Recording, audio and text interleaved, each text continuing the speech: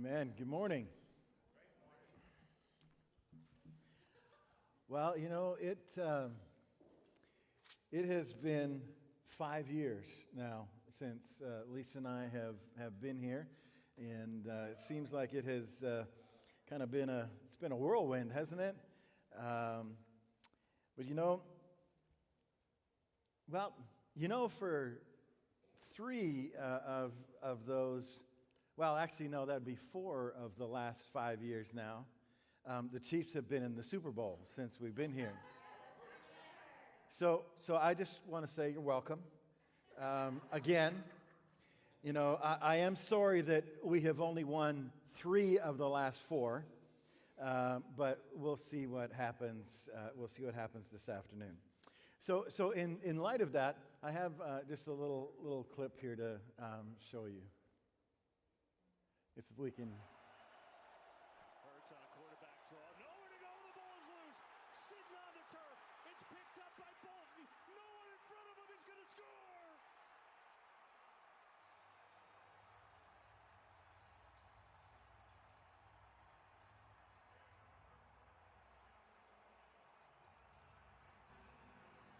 Well, that's what happened the last time these two teams met in the Super Bowl.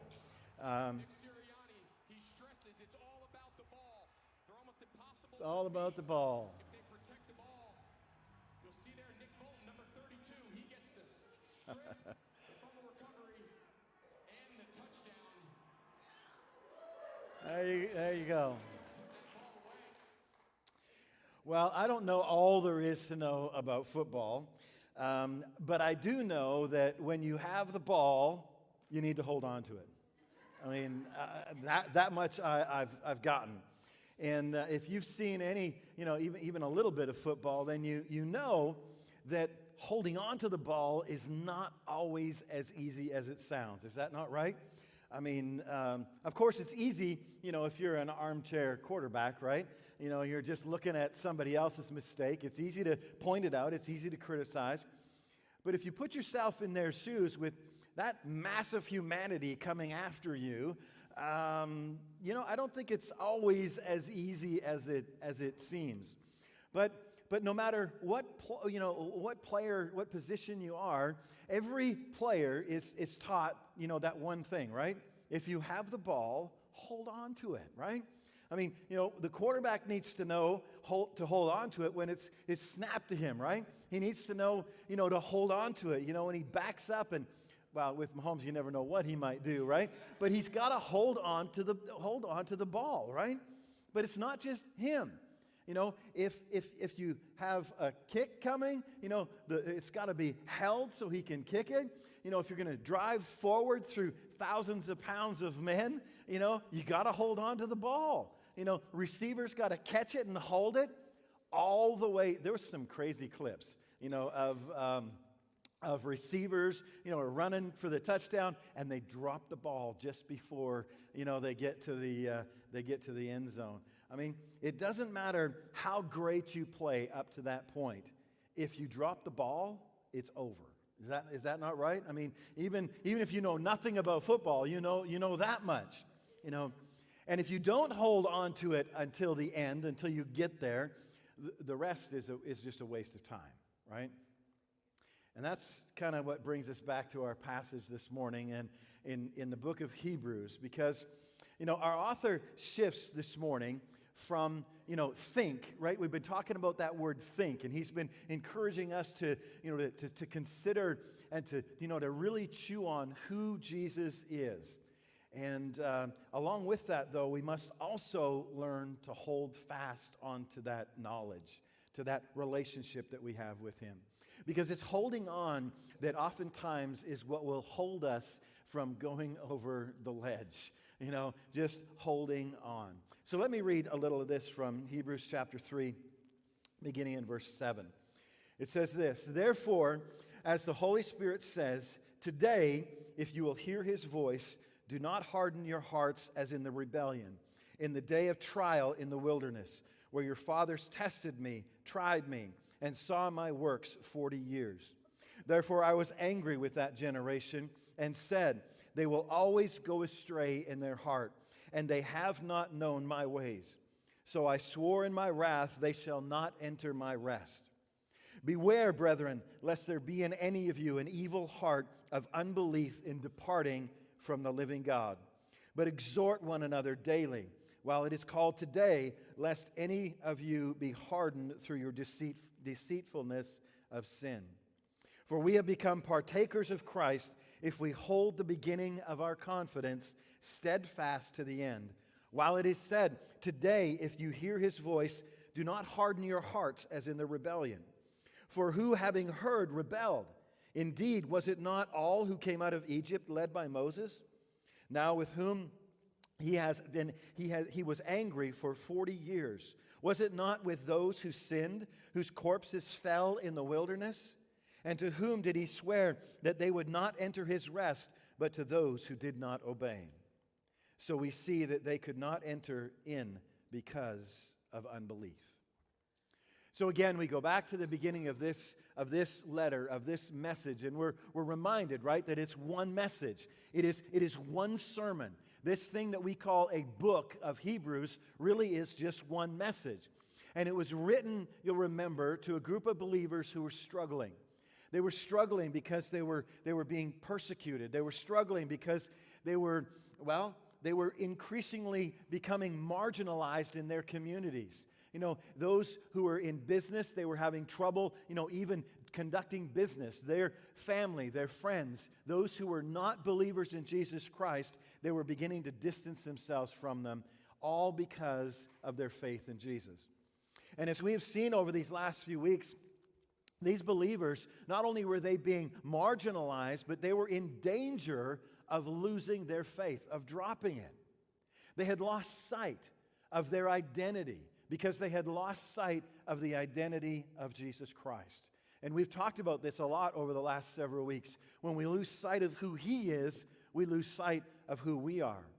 And that is why the author has been saying, all along to them and through them to us, that we should think, that we should consider, that we should ponder who Jesus is. Why?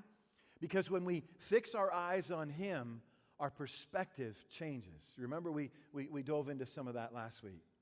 Because they had lost sight, though, of who Jesus is, not only were they in danger of just kind of drifting away, not only were they in danger, as the author of Hebrews says, of neglecting the very salvation that they had been granted, but they were also, as we see in this passage today, they were in danger of having their hearts hardened as well. And so in the midst of all of this morning we shift from that word think to another word that we'll kind of zero in on for the next several weeks. A word that, like our last one, if we allow it, will pull us back from the edge, will hold us from keeping, from falling over the edge. And that's the word. It's the word hold. But before we get into that, before we dive a little bit deeper into what that looks like and how we might do that, I want to make sure that we understand what the author is saying. I want to make sure that we understand and we have a clear understanding of the warning that he is giving to those believers that he's writing to. Now, for a group of Jewish believers, that's who he's writing to, the warning could not have been clearer. They would have understood it immediately. Why? Because of their history. Because they would have known, immediately the implications, when he referred to, the rebellion and those who wandered in the wilderness. But too often, I think today, we fail to apply it. We don't, or we just simply don't accept that we are walking down the very same wilderness trail as those people of Israel. But I also realize that not everyone is as familiar with the history of Israel as these original hearers would have been of this message. So I want to kind of rewind a little bit and help us just refresh our memories, make sure that we understand all the implications that are being made here by our author.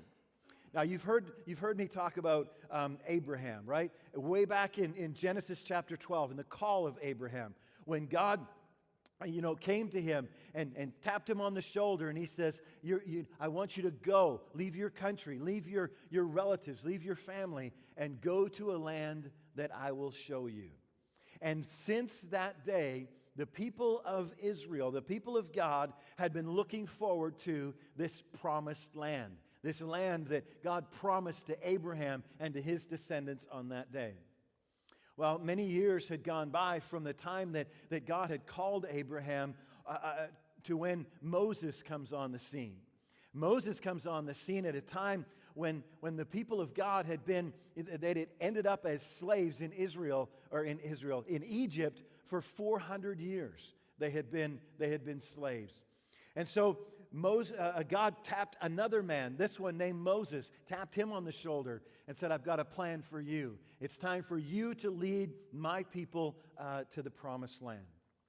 And so if you know some of that history, then you know of the plagues that ended up happening in Egypt and all the amazing things that God did bringing the people of God out of Egypt. They crossed the Red Sea. They went all the way through the wilderness to the very edge of the promised land. One miracle after another they saw. I mean, they would have been there when they walked across the Red Sea on dry ground. They would have been there when Moses went up on Mount Sinai and some of the things that happened there. They would have seen, the pillar of fire that was right in front of them at night, and the pillar of cloud that would have guided them and protected them even during the day. Not one of them could have denied or would have denied that it was the hand of God that had brought them this far. I mean, we can agree on that, right? I mean, that it was God who brought them there, and it was unmistakable. I mean, over and over, He guided them. Over and over, He provided for everything that they needed. Over and over, their response was to grumble, right? In the midst of all of this, they grumbled. They complained. I mean, how many times were they ready to, get rid of Moses and go back to Egypt? Can you imagine how much in despair, how close to the edge of the cliff you must be to actually want to go back to slavery rather than walk forward with the God who had done all of those things that you have witnessed? We're not talking about a group of people who heard it from somebody who heard it from somebody. They saw these things with their own eyes. They were there. Their feet would have walked across on dry ground across the Red Sea. They would have been able to turn and look and see, Pharaoh's army drown in the Red Sea. I mean, and yet here they were complaining, every time they turned around. And Moses was standing there. He would have heard this at the edge of the promised land. And so the author of Hebrews heard the very same thing from a group of believers so many years later. Isn't that crazy? The very same thing from God's people heard, all of those years later. And I would say at the very same time, it's a problem that has not only something that Abraham saw, not only something that Moses saw, but it's a problem that has attached itself to every generation of God's people, all the way from the desert, with Moses, all the way into this room even this morning. Now, in the ears of Jewish believers, there could be no clearer warning for them. They would have understood it immediately. But I think, sadly, the seriousness of this is often lost on us today. Let me help us understand this. It means, and the implications of this are, that every time God whispers in your ear, every time you gather in a place like this and we open God's Word and we hear it, every time you pray and you hear God speak to you, every time God places an opportunity in front of us, unless we seize hold of it, unless we not only hear and obey, we are like those standing on the edge of the promised land, and our hearts end up just a little bit harder. Do you see that? So let me say as clearly as I can, maybe as simply as I can, Because I know how we are, right? Because I are a human too, right? You see, let me say it this way. Our excuses are irrelevant. They are irrelevant. The people of Moses' day, standing on the edge of going into the promised land, they had a bucket load of excuses. I mean, and by any measure, they were reasonable excuses, right? I mean, do you remember what happened in Numbers when they sent the spies in? Do you remember that? I mean, what were some of the excuses? Well, we can't do it, right? They're too big. We can't do it. The cities are fortified. We can't do it. We can't do it. All of these excuses. The problem is that there is no excuse that stands up to a word from Almighty God. Do we understand that? That means it doesn't matter how challenging it might be. It doesn't matter whether we understand how we're going to do something or not. If God has pointed a direction and said, this is where you will go. If God has tapped you on the shoulder and said, this is what I want you to do. This is what I'm calling you to do. And you refuse, an excuse no matter what it is not valid. When God speaks, He expects Actually, that's not true. When God speaks, He expects obedience. We think that when God speaks, He wants us to answer Him as though there's some kind of choice. When God speaks, He expects obedience. And for the people of God in Moses' day, they'd lost hold of the promises that God had given them. They had lost hold even of the memories that should have been so fresh in their minds, so fresh in their hearts, all that they had seen God do. Every time I start scratching my head and I start thinking, God, I don't know how we're going to, take these next steps. Over the last little while, you know what God reminds me of? How He got us through the last 5 years. It's been nuts. It's been crazy all that we have seen.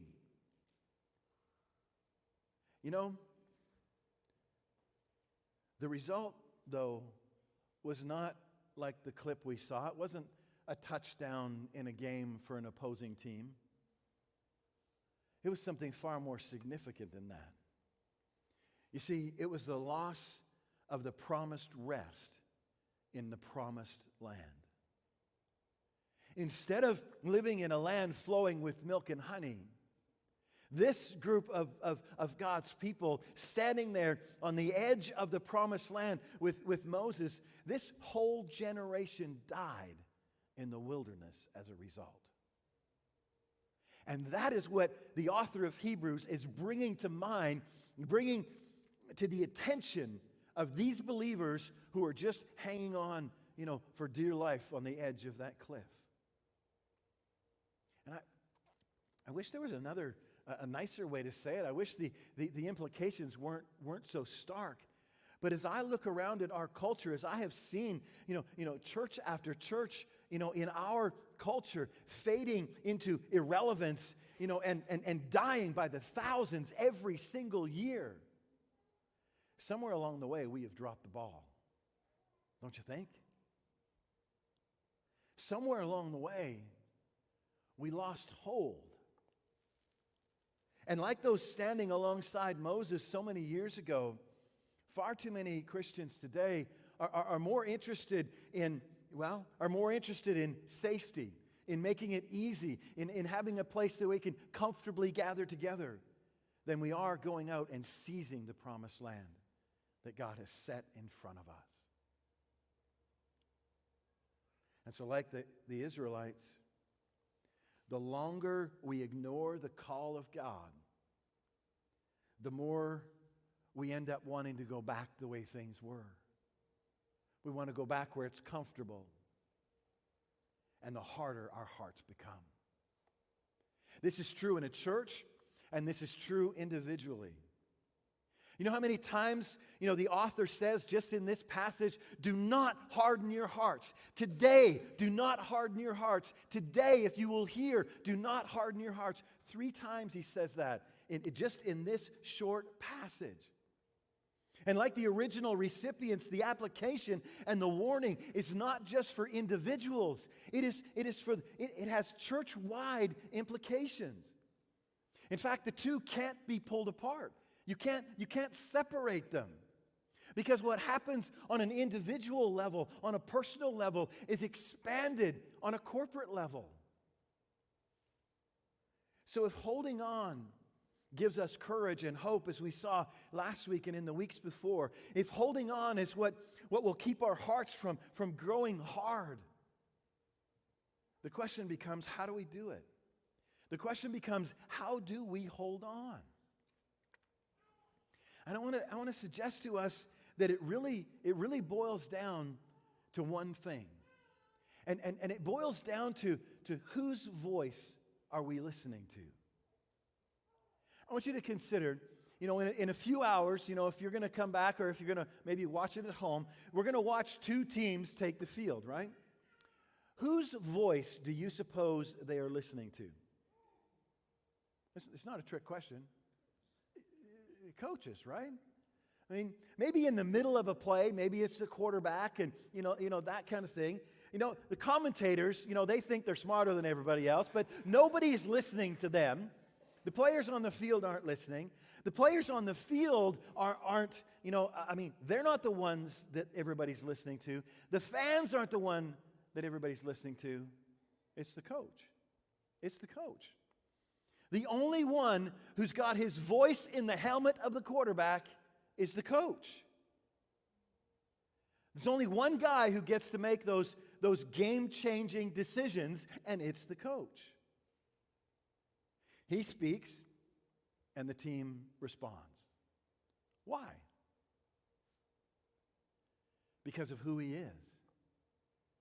Because of who he is and the power and the authority that he carries with him. Everybody on the field knows that the coach is the boss. It's that simple. And it's my understanding that even the quarterback, in his helmet, there's only a speaker in his helmet. There is not a microphone in his helmet. That's pretty significant, don't you think? There's no arguing with the coach and the quarterback. There's no second guessing, the coach, because his is the only voice that matters. Now, as I thought about this, the implications just kind of went crazy in my head. First of all, I wonder what would happen. I wonder what the game would look like if that was reversed, right? I wonder what would happen if it was the quarterback that could speak and the coach could just listen and just stand on the sidelines, helpless, right? Maybe he would learn sign language. Maybe that would help. I don't know. And the good kind of sign language, But what would happen if the quarterback were the one talking and he didn't pay any attention at all to the coach? Besides looking for a job, right? Because no matter how good he is, if he's not going to listen, right? But imagine if he didn't even expect the coach to speak to him. And when he did, what would happen if he just completely ignored him? Well, if I was the coach, he wouldn't be there very long, right? And yet, the implications of this are staggering if we think about it. How is that any different from the way in which most of us seek to communicate with God? Do we not spend most of our time when we are, quote, praying, communicating with God, just simply telling him what we want? We don't just tell him what we want. We tell him when we want it. We tell him how we want it. And oftentimes we tell him what color we want it. And then, if we listen at all, which is rare, I think, we take his word as though it's a suggestion. Do we understand the implications of that? We instinctively, intuitively understand what would happen to a quarterback and a coach and that relationship if one didn't listen to the other.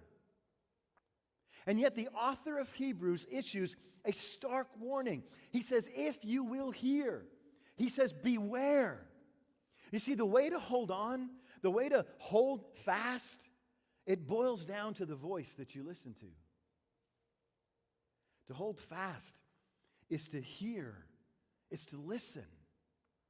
To hold fast is to hear his voice and believe him.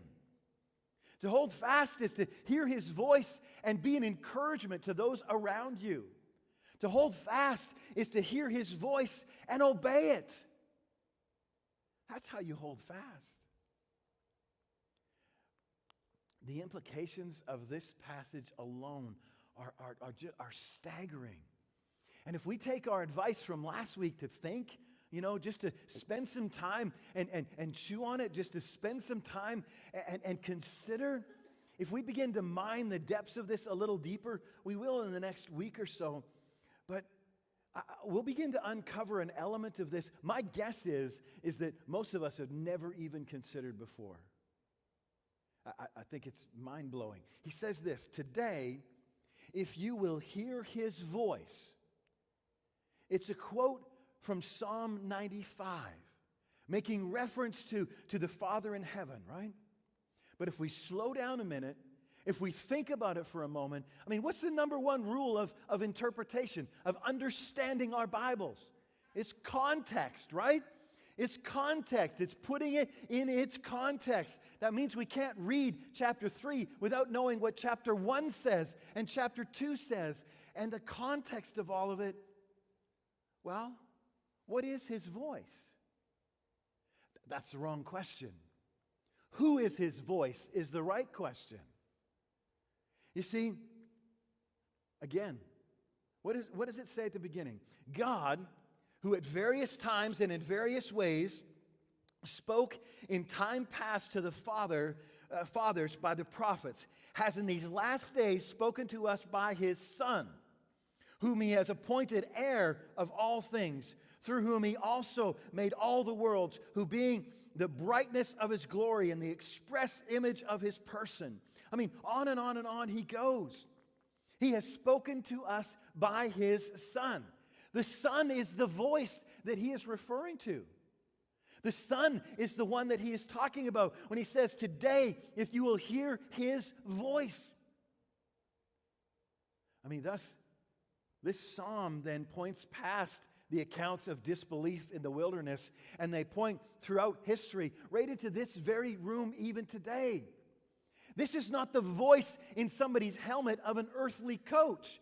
No matter how great he might be, this is the voice of none other than the one that Hebrews describes as the heir of all things. The one through whom the worlds were made. The one who is the brightness of the glory of the Father in heaven, the very image of God. The one whose power upholds all things. The very one who he says died upon a cross for the sins of the world. Tell me this. If this one speaks, shouldn't we listen? If this is the one who speaks, should we not listen? Doesn't it bring a new depth and a new power, to what the author says when he says, today, if you hear his voice, listen. This is the one that John chapter 1, if you think this is just a Hebrews thing, it's not. How does John chapter 1 begin? In the beginning was the Word, and the Word was with God, and the Word was God. It was the Word who became flesh and dwelt among us. This idea of Word and Jesus, they are tied so closely together, you can't pull it apart. And so when the author tells them, today, if you will hear his voice, we must put it in its context. And it's amazing. To drop this ball, to ignore his voice, like those in Moses' day did, is to harden one's heart and begin to lose grip on the very thing that would give us courage, the very thing that would give us hope, the very thing that would allow us to hold on. To harden one's heart is to live in unbelief. And I know what happens. I've seen it. We probably all have. What happens is we allow our excuses, don't we, to kind of work their way in. And we allow our excuses and our human rationale to convince us that we can't do this. To stand at the edge of the promised land and say, it's too big. But when we do that, our hearts harden just a little more every single time. And I understand that Hebrews can be a difficult book to understand. I get it. There's a lot of detail in it. There's a lot of implications pointing back to the history of the Israelite people. And the closer we get to Easter, the more we'll see that, because we'll get into the sacrificial system and some of those kinds of things. I get it. But let me tell you this. If you put it in context, if you read it as a whole, did any of you read the whole thing? Don't answer that. Make sure you read the entire book of Hebrews. Put it in its context. It will show you more color than you will ever see otherwise. Because at its core, the message of Hebrews is simple. It's this. Remember who Jesus is. It's not complicated. Fix your eyes on him. Listen to his voice. If you are struggling with where you are, if you're struggling with who you are, look to him. Over and over again throughout Hebrews, it points us towards him. The whole thing, it's about Jesus. If you want to know how to hold on, to hold fast, to persevere, it's not complicated. Listen to his voice. And when he speaks, listen. When he speaks, believe it. I mean, didn't we discover in the last week or two that he is faithful, that he can be trusted, that what he says we can believe? So when he speaks, believe it. When he speaks, encourage one another. I mean, this is a passage. It says in verse 13, but exhort one another daily. Exhort one another daily. And if we only had time to dive into this, we could spend all. What time is the game? But because the implications of this are crazy. The implications of this are staggering. It means that we can't do this alone. That means that, over the last 6 months or so, as we've been talking about small groups and doing life together, it's not just a cool idea. It is an absolute necessity for who we are as the people of God. I mean, consider just a few of the implications of this. And what he is saying here, what the author of Hebrews is telling them, look, part of the reason why you were hanging on the edge, part of the reason why you were in danger of falling over that cliff's edge is because you got nobody standing next to you telling you, get back up here. Nobody to come alongside of you and give you a boot and say, stop it. Nobody to come alongside you, put their arm around you and just encourage you. And what a sad thing. I mean, let me tell you, this doesn't happen in 1 hour on a Sunday morning during our service. Sorry, as great as I believe our services are, it doesn't happen then. It happens as we do life together in a small group, where we are willing to open up our lives to one another, to be authentic with one another, to be honest with one another. And there's so many areas in our lives where we have not grown because we have not had somebody say, this is you. If you've never had anybody in your life that will just simply be honest with you, then I would say you are stagnated in your growth as a Christian. We need that because we're all blind when we look in the mirror. I mean, I don't know about you, but I still look like I'm 25. I mean, can't help it if you don't see very well. But we don't see as clearly as others do. And so what happens is we end up remaining the same. And it, for me, as I look at, I've seen people who have been believers for 40, 50 years, and they're the same. They're the same today, have the same bad attitudes as they had 20 years ago. That is sad. That is sad. And in the broader thing, I mean, my heart breaks when I consider how many churches today are dying in the wilderness because our hearts have grown so hard that we refuse to walk by faith. We want to see the answer before we step out. Like those people of Israel standing on the edge of the promised land. God, it doesn't matter what I saw you do yesterday, that I saw you drown the entire army of Egypt. It doesn't matter what we saw. It doesn't matter that you guided us with a pillar of fire and a pillar of cloud. None of that stuff matters because I'm afraid of tomorrow.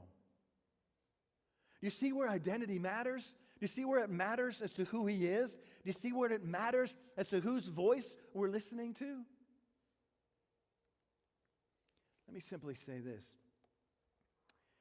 When He speaks, if we are going to hold on, we must obey. Why? For the same reason the quarterback listens to the coach. Because of who he is. And the author of Hebrews reminds us over and over and over again as to who it is that would speak to us.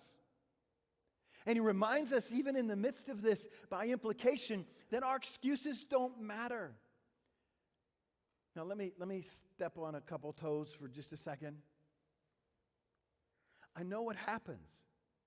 I know why we do this. I know the excuses. I've heard them. You know what the number one excuse that we use in churches, why believers use in churches for not obeying God, not doing what we know He wants us to do? It is that somebody in some other church at some point hurt me. And so we decide that we'll never again, be completely obedient to God, because if I do, somebody might hurt me. Now, I want you to hear me, and I want you to hear me clearly. I am not saying that is not real. I have scars to prove that it is. I'm not saying that it's not difficult. What I am saying is that it is irrelevant. When the God of the universe speaks, it is irrelevant what happened in your past. It is irrelevant how poorly you might have been treated. It is irrelevant except for the voice of God. But we use those excuses. We wrap ourselves in those excuses like the people of God standing on the very edge of the promised land, and we say, we can't go in. Take us back. And so we curl back up into our little selves, and we never see what God has in store for us around the corner. So, let me step on another toe while you're there. What has He said to you that you have not obeyed?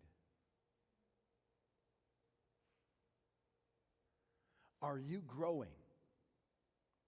Are you different today than you were a month ago? If you are a follower of Jesus Christ, if you have placed your faith in Him for the forgiveness of your sin, are you different today? Paul would say it something like this. Do the fruit of the Spirit reveal themselves to you, reveal themselves through you more than they did a month ago, a week ago, a year ago? If not, why not? But we have excuses, right? This is the way I am. Sometimes we even blame God. We say, well, this is the way God created me. No, He didn't create you to be blunt. You are rude. Right?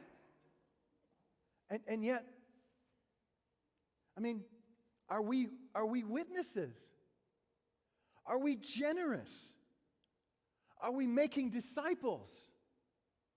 And when we're done going through this list, individually, then we begin to ask the questions as a church.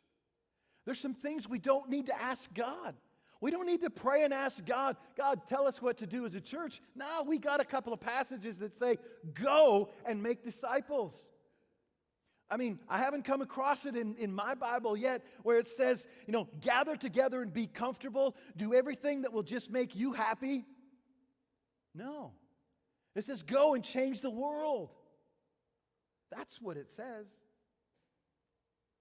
And the implication of that, both individually and corporately as a church, if God disciplined the very people that He did so much to bring out of Egypt, if the author of Hebrews thought this was so important that he would warn the believers of his day that he cared so deeply about, how do you suppose we will escape today for our own unbelief? So tell me, what excuses have you been holding on to that you need to set aside? That you need to take and just put aside? Again, I'm not saying that some of those things aren't difficult. They are. But let me leave us on a different note. In order to hold on, in order to live with the kind of courage, with the kind of hope that our author points to live a life that's away from the edge of the cliff, in order to pull back from that, it really is simple. All we have to do is listen for His voice and follow. I mean, maybe that sounds too simple for us. I don't know. It's kind of like why it's so difficult for some to accept salvation, by grace, because all we must do is ask Him, God, forgive me based on the sacrifice of Jesus Christ. We think we need to do something. We think it's up to us. All we have to do is listen and follow. Today, he says, if you will hear His voice, do not harden your hearts.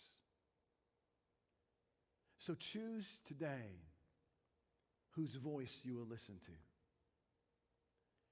And let me challenge us, before you leave here this morning, to take a few moments and just bow before God and ask Him. Well, don't ask Him to do anything until you start with forgiveness. We understand what that is, right? We understand that when we refuse to listen, when God says clearly, this is how you are to live, this is what you are to do, this is what I have in store for you, and we choose not to do it, no matter what the excuse is, that is called sin. And that separates us from a relationship with God. So we need to begin by just asking God for forgiveness. And then ask Him to soften your heart to such a place that when He whispers, we will respond. That when He taps us on the shoulder and says, I have this for you to do, we won't begin the list of, well, we can't. We will just instantly say, yes. And don't leave here without taking that moment. And I can't imagine in today's world living on the edge of things like Our world is in chaos. I can't imagine living without the courage and hope that Jesus provides in my life. And if you have never experienced that, if you don't live with that kind of courage, if you're constantly living on the edge of a cliff, then maybe this morning is the morning that you just give your heart to Jesus. This one that Hebrews has been talking about, he would not only forgive your sin, but he would take up residence within you and provide that confidence, that assurance, that hope that all of us need. So before you go, take a moment. Take a moment before God and say, God, what are you saying to me? And respond. Would you bow with me? Father, as we